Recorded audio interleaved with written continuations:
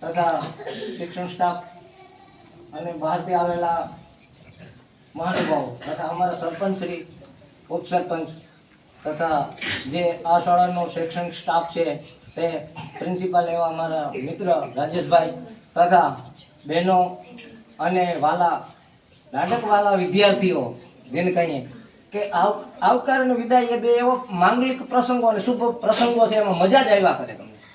અને આ એક જીવનશૈલી માણસની છે. જીવનની અંદર આવકાર અને વિદાય આ બે પરિસ્થિતિ એવી છે કે આવવાની જ છે, ચડ ઉતર, બરાબર.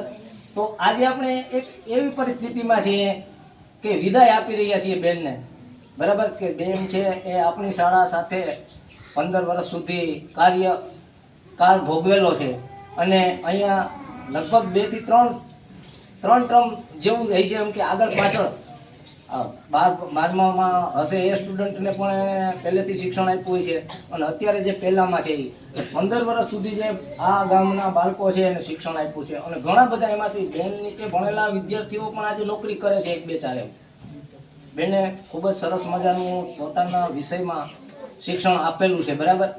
પોતે અંગ્રેજીના ટીચર છે.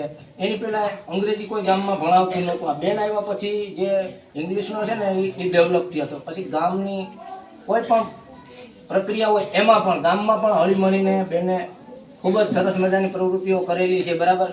કે ભાઈઓ હારે પણ સંકળાવીને પહેલાં 5 વર્ષ સાહેબે કીધું એમ કે બેન અહીંયા જ રહેતા. ત્યાં બાળકો છે જે નાના બાળકો પ્રાથમિક શાળાના છે એને ટ્યુશન પણ કરાવતા, શરૂઆતમાં શીખવાડતા, બરાબર.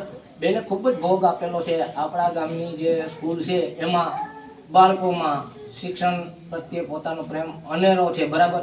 અને જ્યાં પણ બેન આગળ જાય છે ત્યાં પણ બેનને આવું જ મળતું રહે આશ્વાસન, અને બેન પણ પોતાના કાર્યમાં કુશળતાથી આગળ વધે, જીવનમાં પોતાની સિદ્ધિઓ હાંસલ કરે એવી મારી શુભકામના છે.